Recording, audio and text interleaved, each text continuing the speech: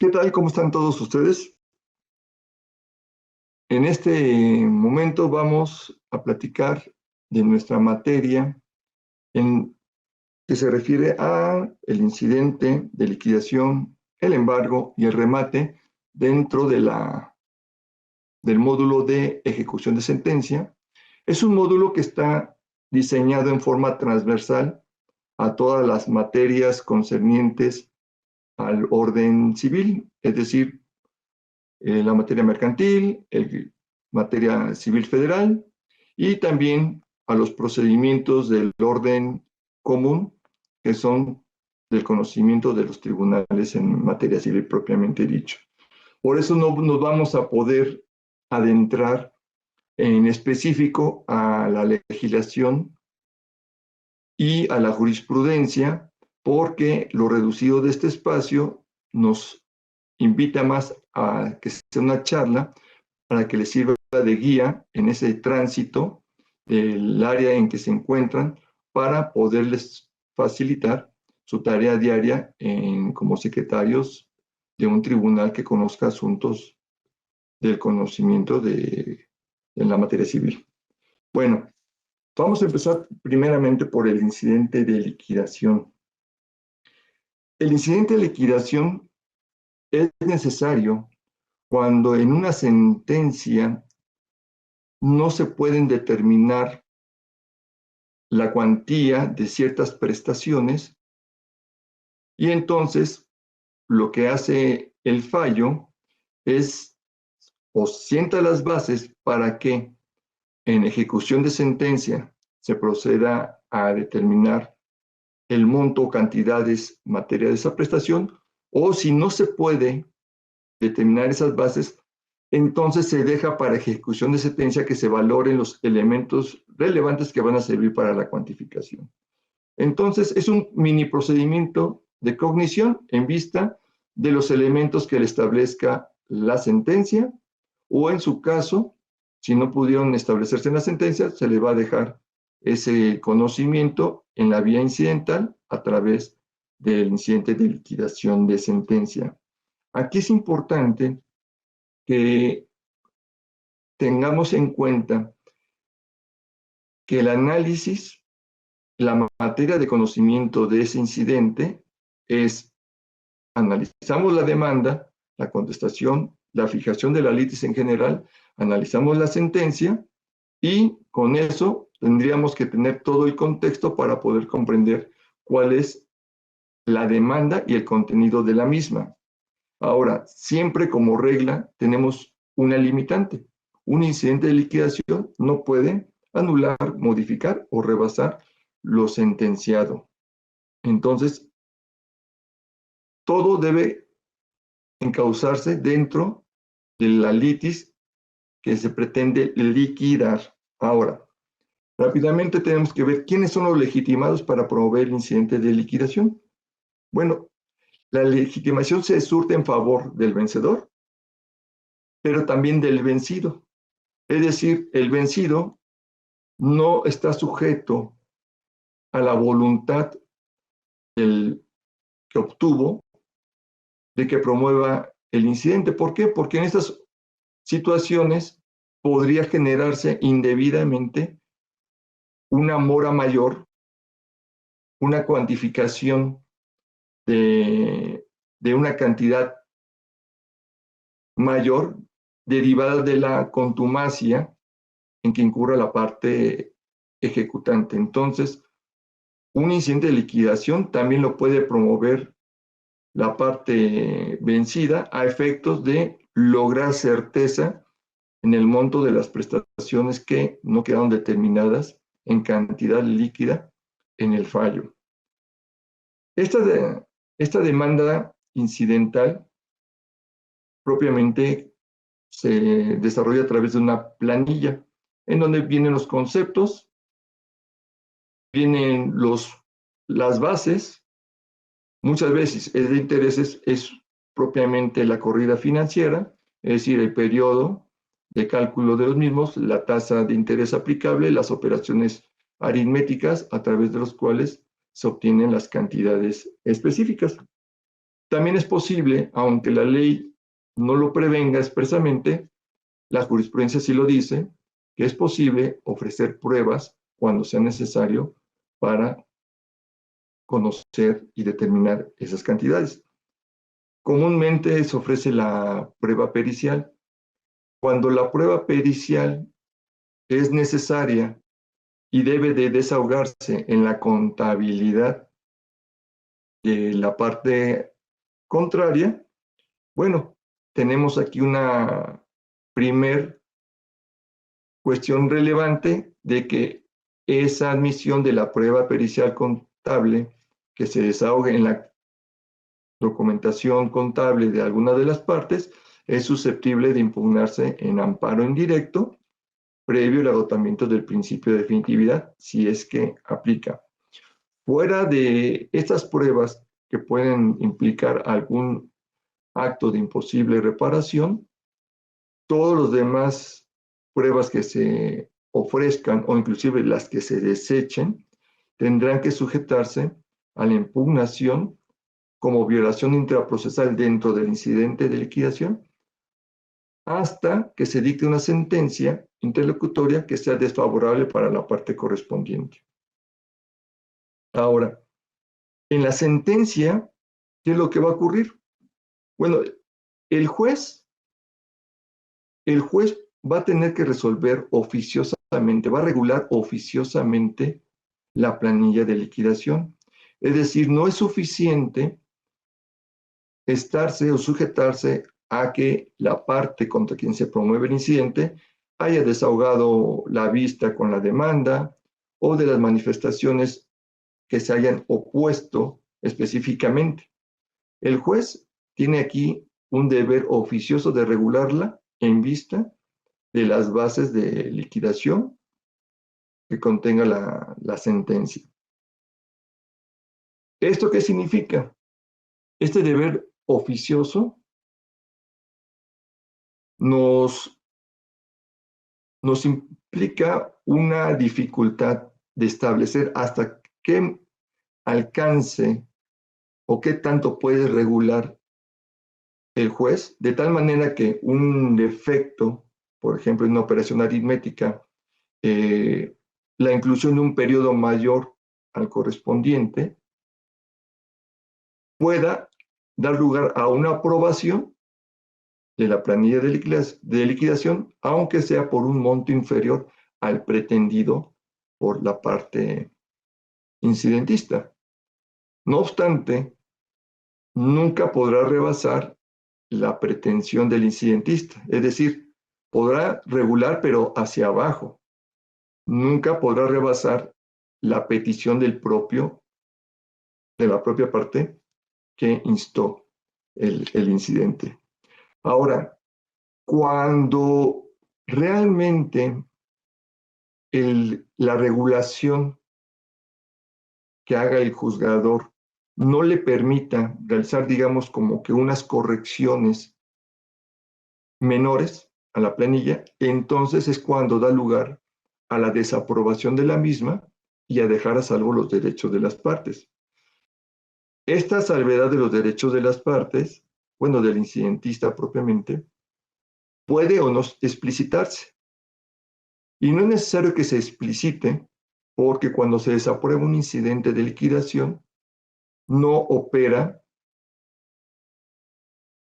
el problema de una preclusión, es decir, si promoví mi incidente de manera incorrecta y no es susceptible de regularse por el juzgador porque es grave los defectos que tiene, entonces puedo volver a promover cuantas veces sea necesario hasta que me la aprueben. La única limitante es la prescripción. Yo puedo promover tantas veces se necesite, si no logro que me autoricen la planilla, pero con la limitante de la prescripción. La preclusión no opera en el incidente de liquidación y no opera, ¿por qué? Porque estamos dando cumplimiento a una sentencia con la categoría de cosa juzgada. Entonces, eso es lo que debemos de considerar.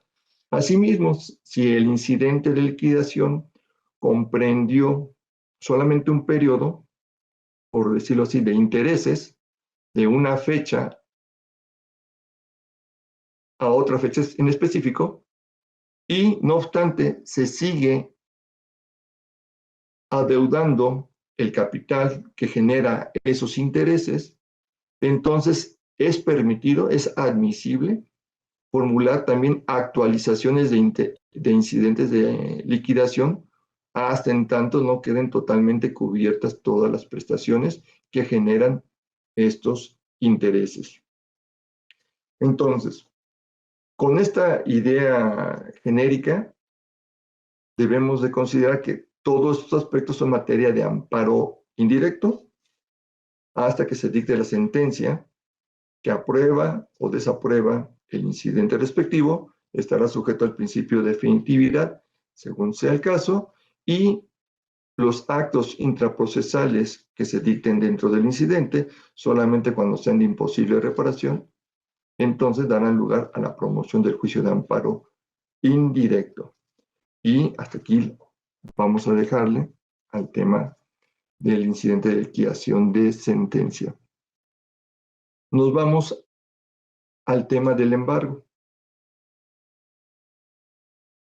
El embargo es una figura jurídica que constituye una garantía que permite tutelar la posibilidad de hacer efectiva una sentencia, de hacer efectivo el derecho de crédito que se tiene contra el deudor. Este embargo puede darse en una etapa prejudicial, como providencia cautelar precautoria, que ya han de haber visto en otro módulo, en una etapa judicial, es decir, dentro del juicio o iniciado el juicio, o posterior al dictado de la sentencia, es decir, en la ejecución. El embargo, y a modo de no ser detallista en aspectos que podemos consultar rápidamente en la propia normatividad, con la apertura de nuestros códigos, o con la lectura de la jurisprudencia que constituye un lugar común en estos temas, pues solamente vamos a manejar ciertas inquietudes que probablemente les pueda servir para auxiliar en el entendimiento de todo lo que cursa la temática del embargo. Bueno, primero tenemos que comprender que en el embargo, para su fijación, opera un orden. Los catálogos procesales establecen un orden que debe de seguirse a cargo del deudor para el señalamiento de bienes que garanticen el crédito al acreedor.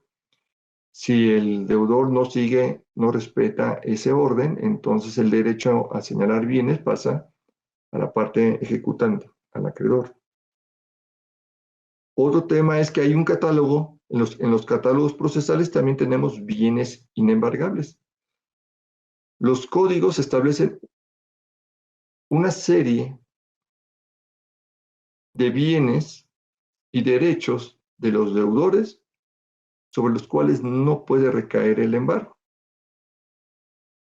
También concurre a este tema los bienes que no son del deudor, es decir, un embargo puede, de facto, puede recaer en bienes que no son del deudor. Y esto genera dos temas, lo que se llama la expromisión. La expromisión es una figura jurídica ya de antaño, que actualmente ya no se presenta tanto, pero es susceptible de que ocurra, y consiste en que una persona que no es el deudor señala bienes de su propiedad, o sea, propiedad de ese tercero que no tiene que ver con la deuda, para garantizar la obligación que tiene el deudor. Asume, por consiguiente, la garantía de pago de ese deudor, aunque en principio él no era obligado. Eso es la expromisión. Aquí tiene la peculiaridad de que una vez que se surte la figura de la expromisión, esa persona que no tiene que responder originariamente el crédito, se convierte en parte procesal. Después no puede venir al amparo a cuestionar ese acto como tercero extraño. Sí podría venir al amparo, de alguna manera, previo agotamiento del principio de definitividad, para cuestionar o refutar cómo se integró a la relación procesal mediante la expromisión, alegando lo que corresponda, que a lo mejor entendió que era el obligado, hubo error de conocimiento de esa situación, etcétera. Pero no podrá venir al amparo como tercero extraño por el embargo recaído en bienes de su propiedad que él asintió. ¿Ok? Y bueno, también la circunstancia de que se trabe un embargo en bienes que no son del deudor, pues nos abre la vía que todos conocemos, que es el amparo del tercero extraño a juicio. Aquel que resiente la afectación de la ejecución del embargo en bienes de su propiedad sin ser el deudor. Y ese es el camino que propiamente ya conocemos. Otro de los puntos que atañen al embargo es cuando se hace en exceso. El embargo no puede ser arbitrario porque debe de garantizar la pretensión correspondiente. Generalmente se ha admitido que sea la prestación principal y dos tantos más, incluyendo las costas judiciales. Cuando se embarga en exceso, tenemos una problemática que debemos encauzar a través de un incidente de reducción del embargo, ya sea para que garantice una cantidad menor o para que se excluyan bienes porque ya son demasiados los bienes que se embargaron respecto de la deuda que se pretende garantizar.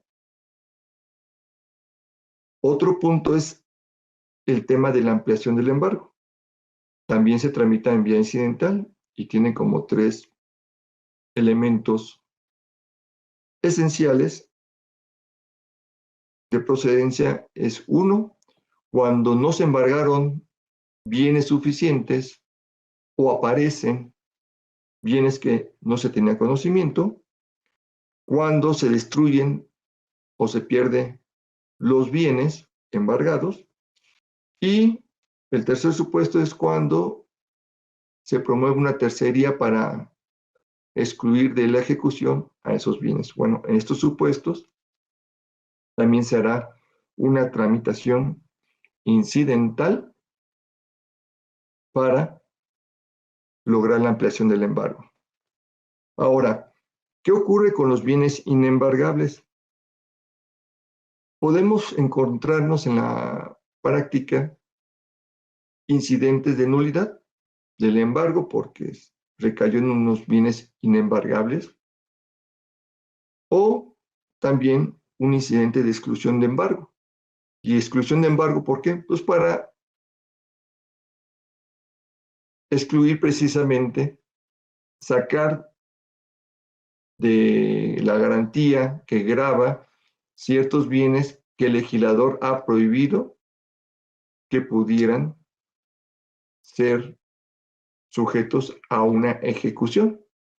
El hecho conyugal, por ejemplo, el, el usufructo, también los alimentos, son inembargables, entre otros tantos supuestos. Bueno, cuando el embargo recae en ellos, pues entonces se permite, ya sea sin formalismos algunos, optar por incidente de nulidad o incidente de exclusión, es decir, cualquiera que sea la denominación o forma del planteamiento del que está resintiendo este embargo indebido, se le debe dar el curso legal, porque al final del día lo único cierto es que ya se ha visto desde la invalidez por haber caído en un bien inembargable o visto desde que no debe de tocarse ese bien afectado,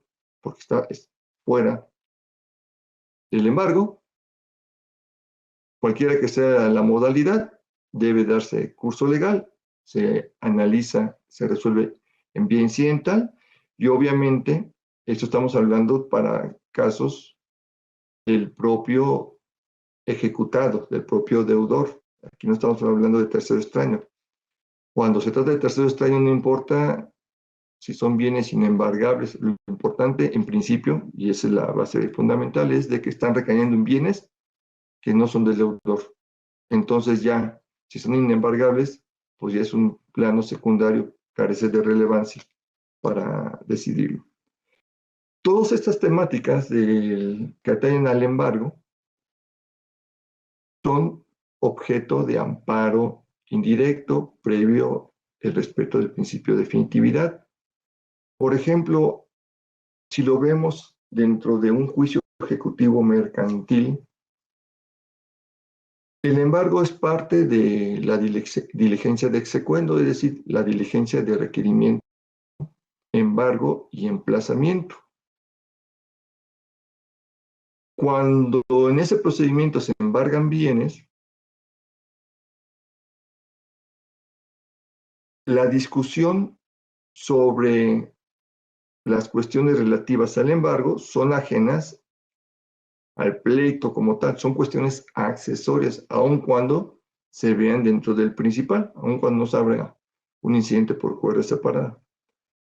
Y el dictado de la sentencia no tiene nada que ver, no afecta ni cambia la situación jurídica del embargo para efectos de examinar su regularidad.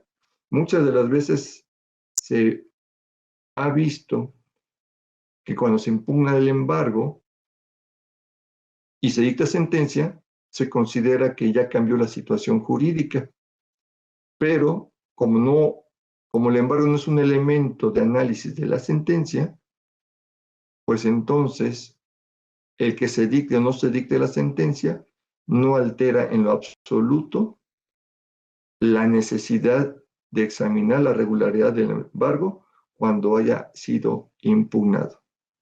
Entonces, es una cuestión que hay que tener mucho cuidado.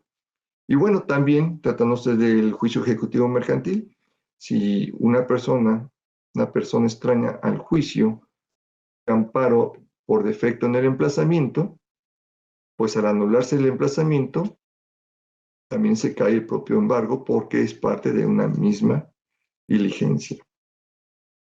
Ok, y luego tenemos los temas sobre el perfeccionamiento del embargo. El perfeccionamiento del embargo es darle esa efectividad de garantía, que no quede nada más en papel. Si se embarga un inmueble, el perfeccionamiento de ese embargo tiene dos elementos adicionales. Uno, su inscripción en el registro público y dos, la depositaría. Es decir, ¿quién se va a quedar como depositario del bien inmueble? Generalmente siempre se queda el deudor.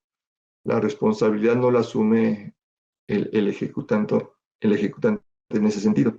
Pero al menos la inscripción en el registro público sí es lo común con lo que se termina perfeccionando el embargo de bienes inmuebles.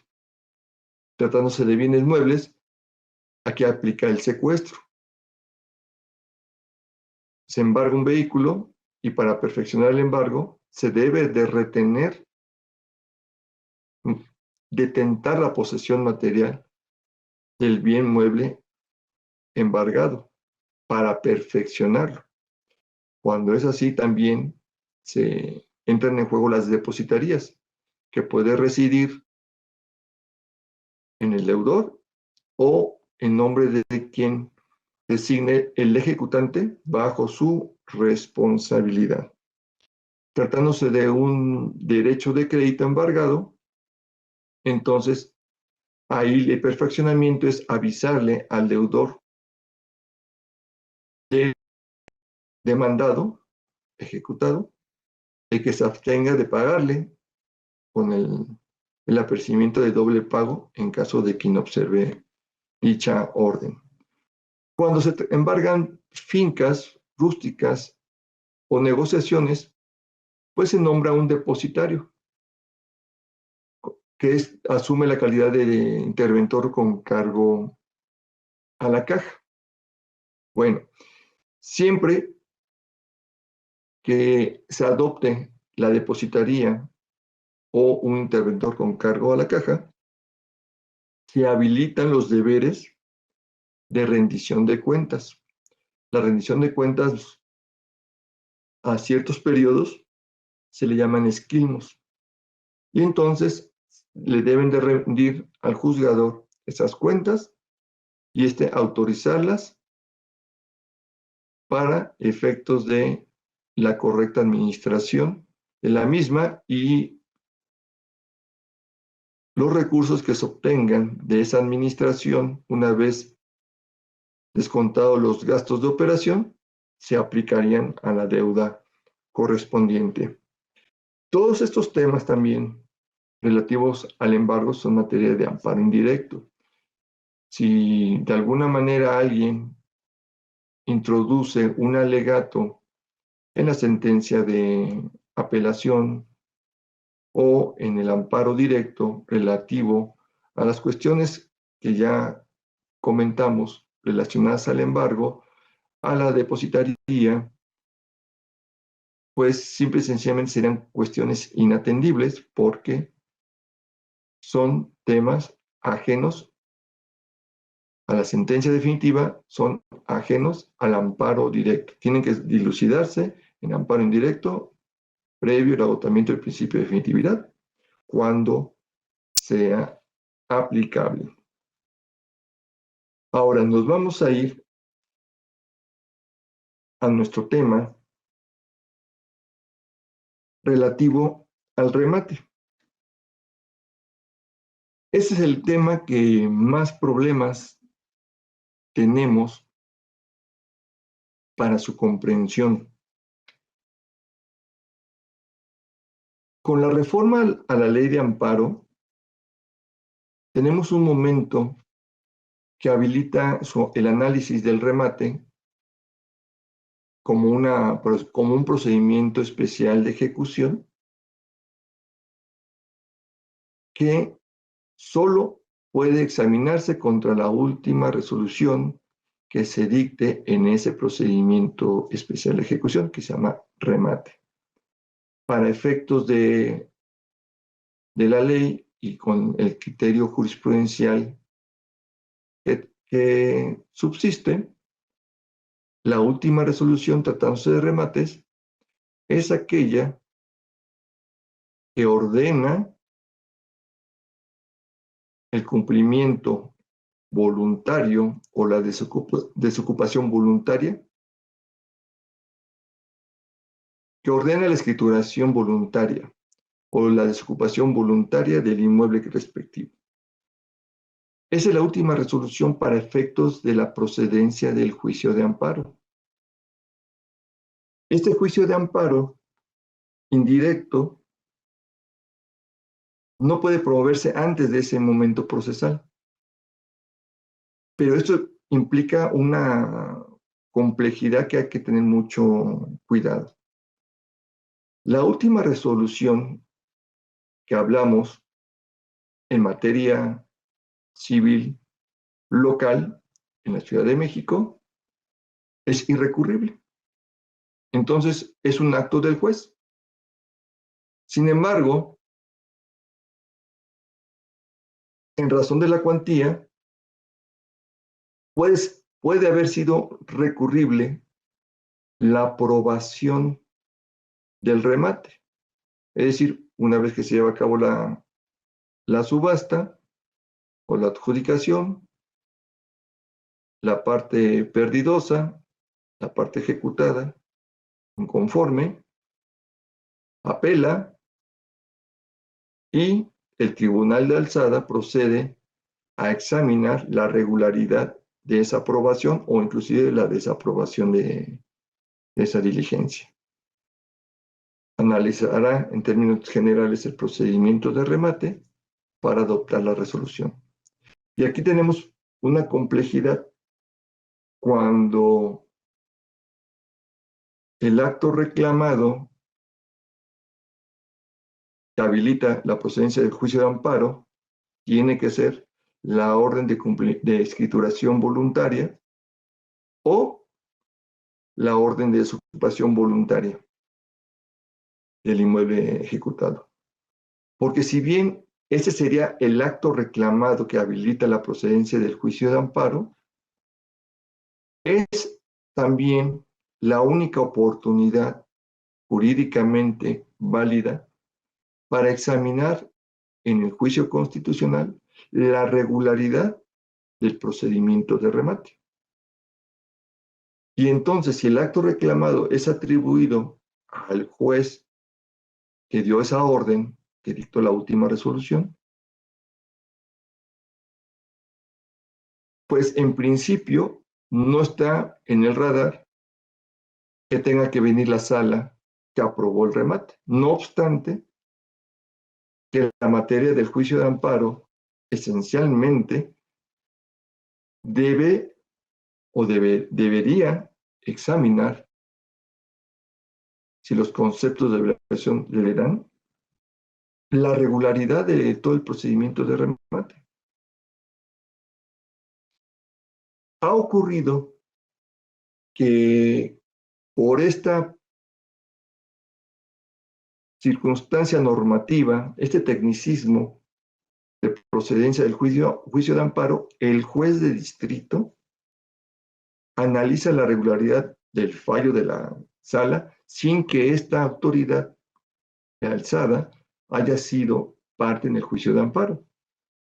Esto lo que provoca es que en revisión de la sentencia del juez de distrito, pues ordene la reposición del procedimiento. ¿Por qué? Porque si la materia de análisis que se le está planteando al juzgador implica la revisión del procedimiento de remate y se encuentra la participación de una autoridad que no fue llamada al procedimiento y no se le dio ni siquiera la oportunidad a la parte quejosa de introducirla, si así lo quisiere, pues entonces se tiene que reponer el procedimiento para prevenirle al quejoso, si es su voluntad o no, incorporar a la autoridad responsable de segunda instancia. Si no lo hace así, el quejoso, entonces el juicio se seguirá con la autoridad que él haya designado al respecto.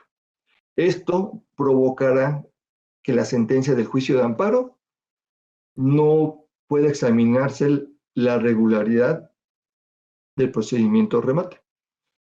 ¿En qué se circunscribirá el análisis? Exclusivamente analizar la regularidad de la orden de escrituración voluntaria o la orden de lanzamiento voluntario correspondiente. Se limita demasiado la materia de análisis. Y mucho es una consecuencia, o más bien muchas veces lo que se viene alegando es la irregularidad del procedimiento de remate y como consecuencia solamente la irregularidad de la orden de lanzamiento o la orden de escrituración, pero pocas veces viene por vicios propios y realmente son mínimas las circunstancias en las que pudiéramos considerar la existencia de vicios propios en esa determinación que constituye la última para efectos de la procedencia del juicio de amparo contra remates. Este es un tema, entonces, muy, muy delicado y tenemos que poner atención cuando nos llegue un asunto en estas circunstancias. Ahora, fuera del procedimiento local, Si fuera el caso en que la resolución fuera revocable, por ejemplo, en materia mercantil, fuera de los juicios orales, pero hubiera sido apelable también el autoaprobatorio o desaprobatorio del remate, bueno, pues subsistirían las mismas circunstancias que les platico y tendríamos que tener cuidado al respecto. Bueno, pero ¿qué implica el análisis del procedimiento de remate? El procedimiento de remate, en términos generales, tenemos dos caminos, uno tradicional y uno incorporado más o menos en forma reciente, que es la adjudicación directa, y el tradicional, que es el remate o la subasta pública. Nos vamos a referir más al tema de la subasta de bienes inmuebles. Nuevamente les reitero que por la cuestión del espacio no podemos entrar en tantos detalles, pero vamos a tratar de dar algunas precisiones. Este procedimiento de remate requiere de la existencia de un certificado de libertad o gravámenes. El objetivo de este certificado de libertad o gravámenes es para identificar si existen acreedores que tengan derecho a participar en la realización, en la venta judicial del inmueble. Y aquí podemos saber si existen acreedores preferentes o cualquier otro acreedor, pero al final del día todos tienen que ser llamados al procedimiento de remate. Cuando se trata de un acreedor preferente o un embargante en primer lugar que aparece en el certificado de libertad de gravámenes, pues la ejecución, además de llamarlos a juicio, tendrá que cubrir primero los conceptos de esos acreedores preferentes y lo restante, el remanente, será aplicable al ejecutante del asunto respectivo. Se entra en un debate sobre la necesidad de la actualización del certificado.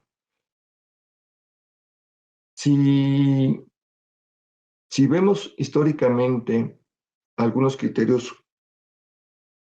de tribunales colegiados de circuito que establecieron la necesidad de una actualización del certificado cada 6 meses, debemos de situarnos en la época en que era necesaria esa actualización. Por la crisis de los 90,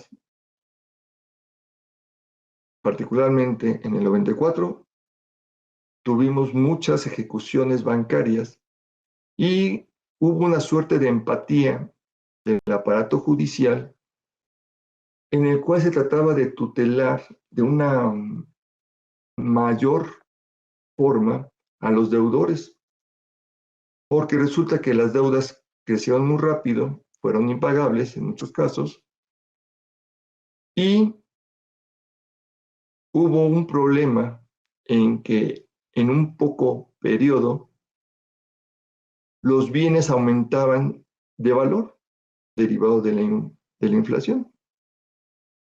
Entonces, en esas circunstancias empezaron a haber criterios en donde se imponían una suerte de exigencias en la ejecución para no generar una indefensión, no generar una injusticia, de tal manera que si se perdían los bienes o tendrían que aplicarse los bienes para pagar las deudas, pues se aplicaran al mayor valor posible y eso repercutiera en disminuir la deuda o extinguir la deuda de la mejor manera también.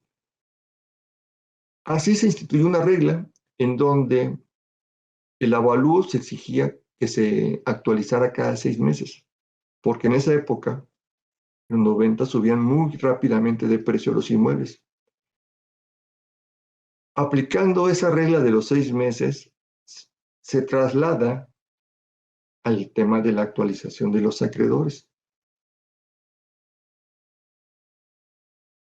Y en ese sentido, parece que las circunstancias que imperaron en esa época, pues ya no son las que actualmente predominan. El mercado de bienes inmuebles no experimenta tan grandes discrepancias en el valor de los mismos en un periodo tan corto. Por eso tendríamos que analizar particularmente la necesidad o no de esa actualización. Y entonces, si trajimos como parámetro de identidad, de razón, el relativo a la actualización de los avalúos y lo incorporamos a la actualización de los certificados, pues pareciera que no sería necesario una actualización de los certificados. Y también sería un tanto debatible que un juez debiera analizar oficiosamente si está o no está actualizado ese certificado. Pareciera que sus atribuciones no le tendrían que dar para ese análisis oficioso en perjuicio de la efectividad de una sentencia. De por sí es complicadísimo y muy largo las ejecuciones actualmente. Y si incorporamos elementos gravosos que no tienen una finalidad, en todos los casos, no tienen o no cumplen una finalidad idónea, pues habría que repasar esas tesis. Existen, ustedes se las van a encontrar, y esa sería la reflexión sobre la actualización del certificado de libertad o gravamen. Ahora, ¿qué pasa cuando de alguna manera se aprueba el remate y resulta que no fue llamado un acreedor y las autoridades de instancia pues no repararon en darse cuenta que faltaba un acreedor que aparecía en el certificado de libertad de gravamen? Bueno, salvo que lo alegue el afectado, el ejecutado no tiene legitimación para cuestionar esa falta de incorporación del acreedor omitido. Y en eso sí tenemos jurisprudencia de la Suprema Corte de Justicia. Ahora, en el avalúo una vez que se emite, en materia mercantil existe jurisprudencia que debe notificarse el auto que lo recibe, lo incorpora al procedimiento. En otras normativas, las codificaciones civiles procesales no lo dicen como tal, probablemente sería a discreción el solamente dar la vista como manejan los códigos procesales civiles o garantizar de una mejor manera a las partes para que tengan noticias sobre el valor del inmueble asignado en el dictamen respectivo. Y nuevamente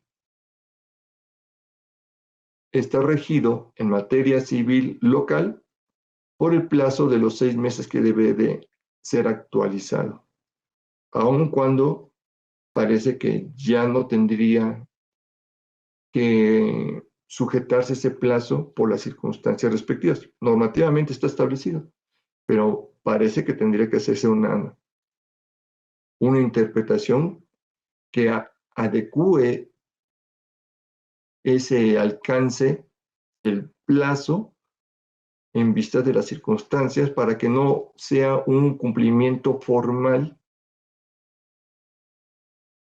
que solamente atrase y atrase la posibilidad de que se realicen los bienes. Finalmente, la venta judicial beneficia a todos, tiene un fin de orden público, satisfacer los intereses de todas las partes involucradas de la mejor manera, es decir, a través del mayor beneficio posible. y no tendría como que utilizarse esa exigencia normativa de actualización de cada 6 meses el avalúo para provocar la ineficacia de los remates, sobre todo cuando en muchas de las ocasiones, pues el procedimiento de remate se prolonga por mucho de los 6 meses respectivos. No son tan breves los plazos en que se lleva a cabo ese procedimiento de ejecución. Bueno, otro tema es la objeción de ese avalúo.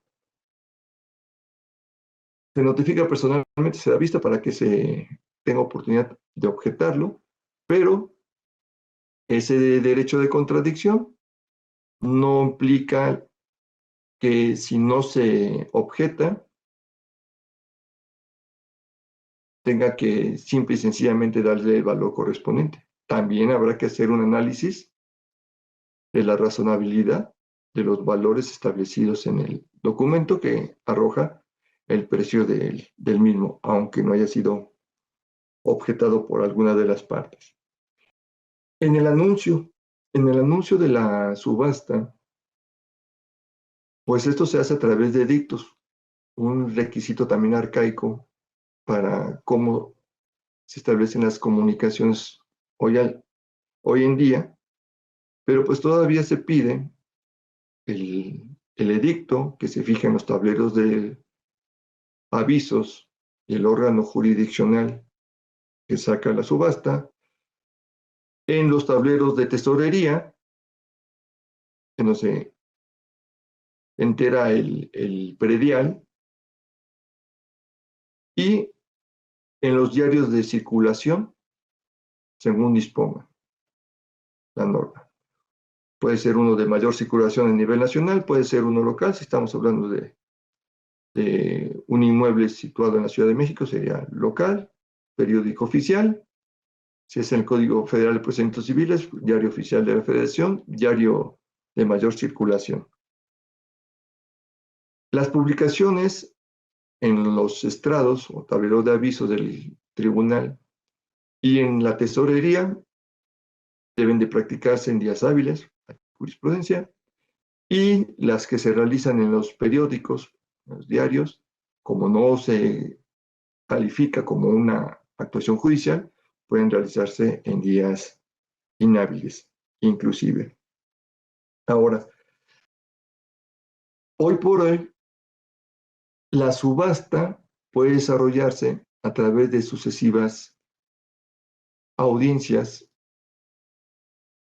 o ventas públicas hasta que se logre la venta. Entonces podemos sacar en primera almoneda, en segunda almoneda, en tercera almoneda y así sucesivamente, tratándose de materia mercantil o en el Código Federal de Procedimientos Civiles.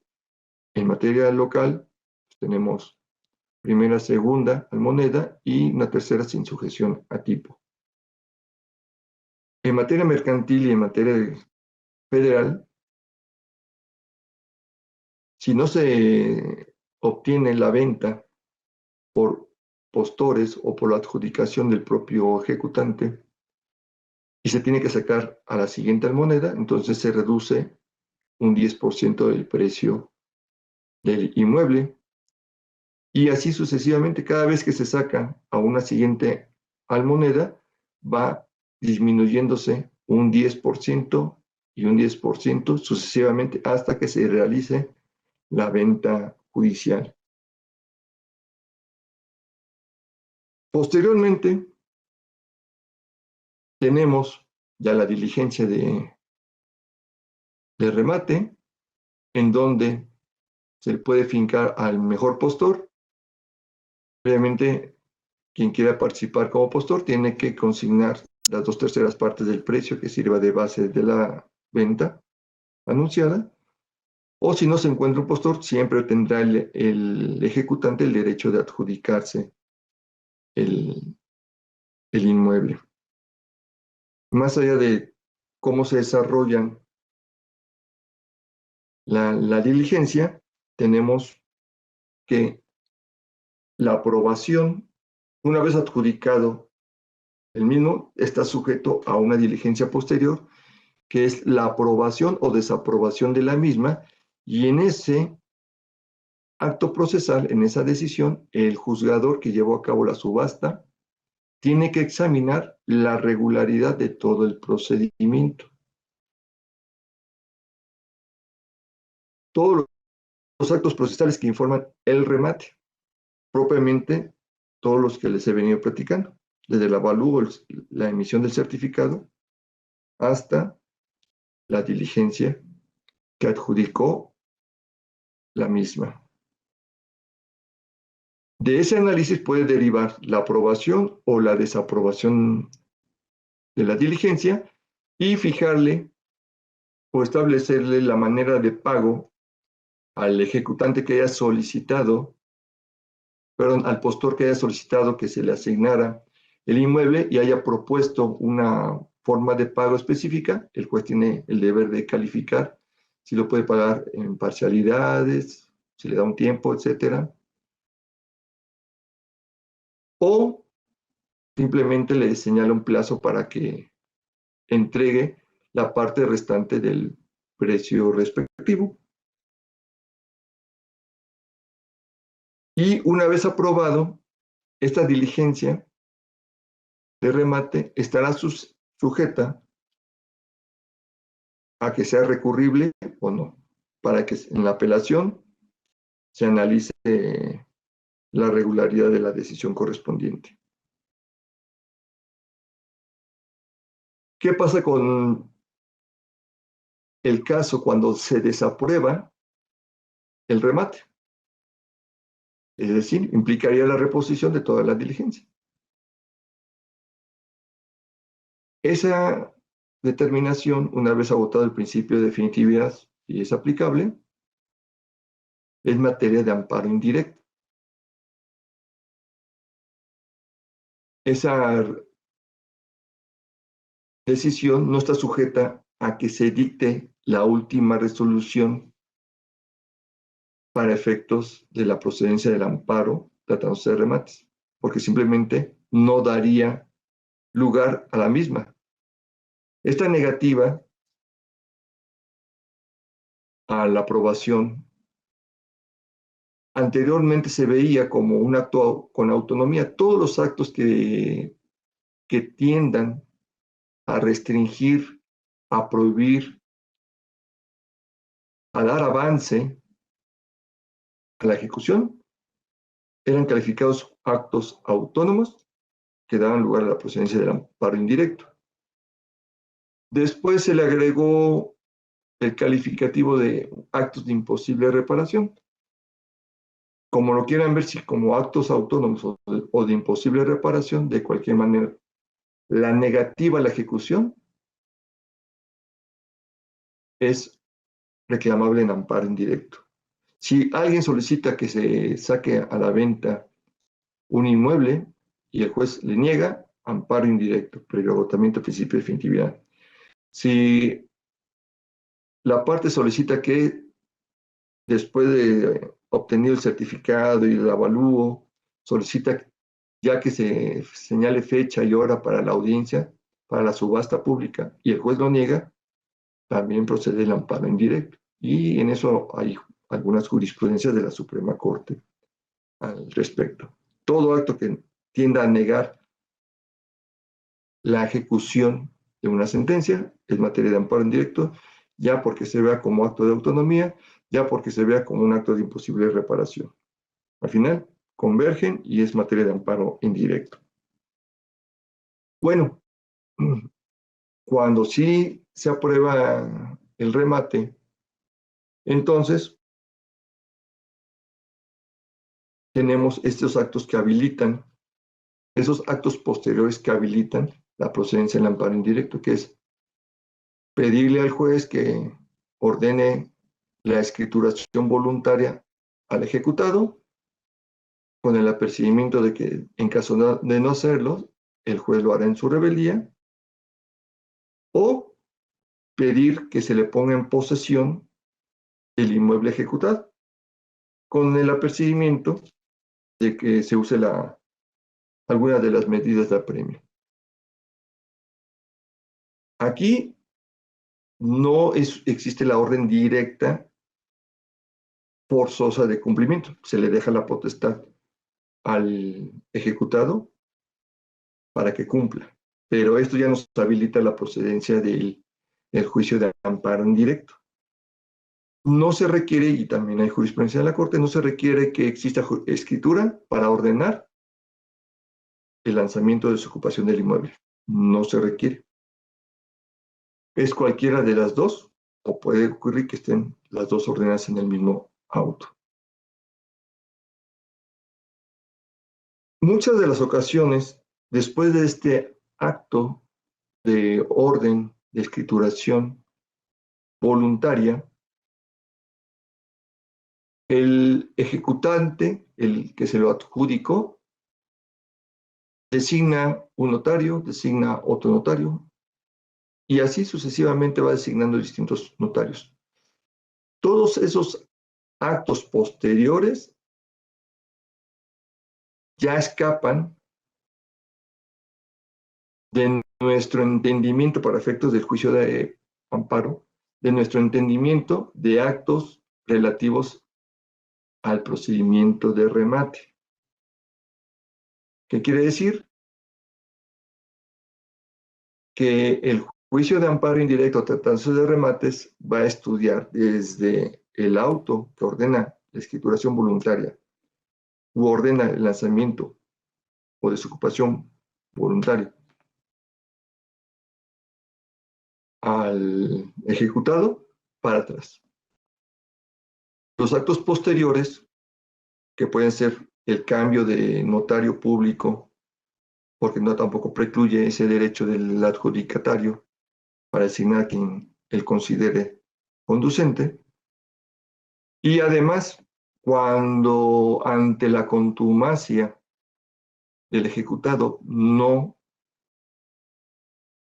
acudió a firmar ante el notario público la escritura o no desocupó el inmueble dentro del plazo que le hayan concedido al respecto, también esos actos ya están fuera del análisis del procedimiento del remate. ¿Qué es lo que se ha dicho? Bueno, estos actos se incorporan a la visión o percepción general de la ejecución de sentencias. Esperar hasta la última resolución que ponga fin a la etapa de ejecución. Quiere decir que después del procedimiento de remate, que habilita un juicio de amparo para su examen, posteriormente hay actos susceptibles de análisis de amparo, pero bajo la regla de la última resolución que ponga fin a la etapa de ejecución, que la tenga o no la tenga por cumplida. Claro, la materia de análisis quedará muy, muy reducida, muy acotada. Hay un debate sobre la existencia o no de una materia relevante que dé lugar a la procedencia del juicio de amparo. Bueno, al margen de que la Corte ya lo estableció así, que sí procede.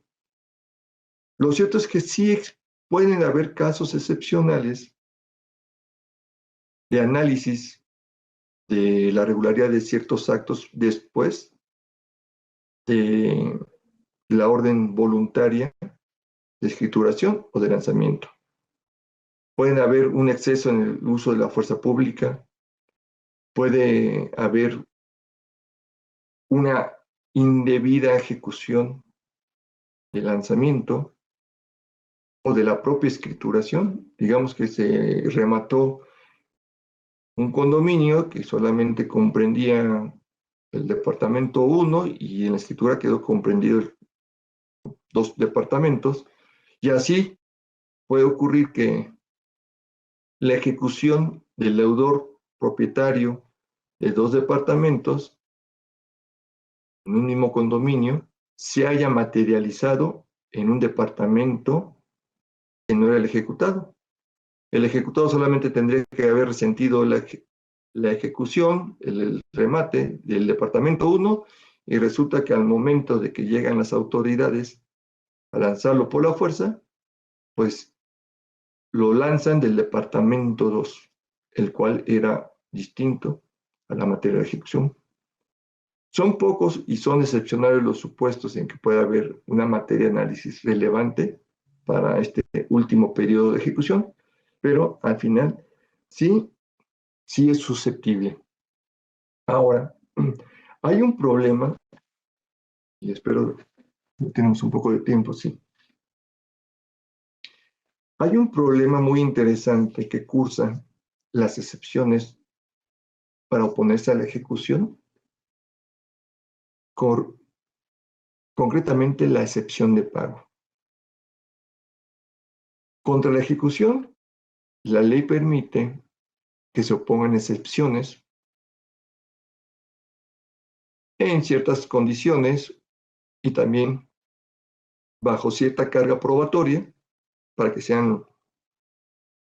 se les dé curso legal, y entre ellas se encuentra la de pago. La excepción de pago debe fundarse en instrumento público, debe ser posterior a la sentencia, el pago, y también puede alegarse el reconocimiento de un documento. Dice el reconocimiento de un documento donde conste el pago aducido o la confesión judicial. Con el incidente de excepción de pago para oponerse a la ejecución, puede suspenderse la ejecución, entre tanto se resuelve el incidente, pero solo cuando se exhibe un instrumento público en que conste el pago. Tratándose de cuando se solicita el reconocimiento judicial de un documento o se pide la confesión judicial del acreedor, en ese supuesto no suspende y se tiene que sustanciar el incidente respectivo. Bueno, esta es una figura jurídica que nos suspendería la ejecución de una sentencia si se hace valer la excepción de pago. Esa excepción de pago tiene naturaleza autónoma y la Corte también le revistió el carácter de imposible reparación respecto de la decisión que se adopte en ese incidente, y claro está, también está sujeto al agotamiento del principio de definitividad cuando así corresponda. Pero entra con otro tema que es el derecho del ejecutado de liberar sus bienes antes de la aprobación de la adjudicación mediante el pago de todos los conceptos adeudados, incluyendo o garantizando el pago de las costas de la ejecución. Y entra en una problemática que primero implica detenerse a comprender cómo concurren estas dos figuras. La liberación de pago previamente a la aprobación del remate es propiamente cuando el deudor exhibe en ese momento, realiza en ese momento el pago, ofrece la cantidad adeudada con todos los accesorios legales para que pueda liberarlos. No estamos necesariamente aquí hablando de que existiera un pago previamente. No, llega el deudor y hace ese ofrecimiento de pago. Incluso después del aprobado adjudicado, perdón, después de adjudicado el inmueble, pero previamente a la aprobación del mismo. El límite es que no se haya aprobado.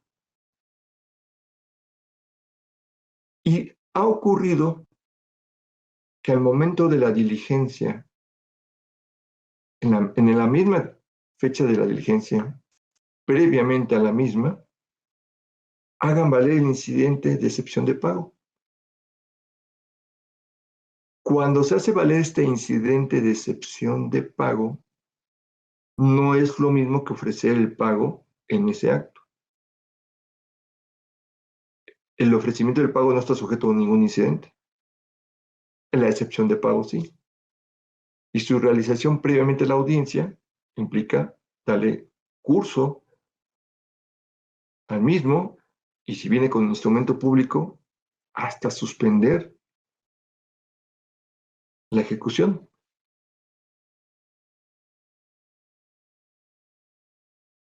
Aquí en principio podríamos, siendo muy formalistas, decir, no, es que la excepción de pago ya no es este momento oportuno, porque la manera en que debe de cursar el pago es mediante la exhibición en el acto o previamente a la aprobación del dinero adeudado con los accesorios eficientes para liberar el inmueble. Pero esa es una visión muy formalista. Es admisible considerar que también puede cursar un incidente de excepción de pago previamente. Y en este caso, puede venir un instrumento público, pero un instrumento público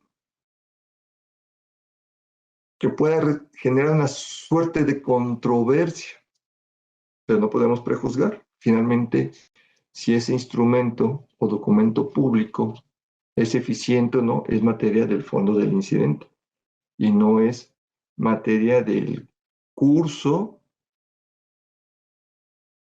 legal de la admisión del incidente.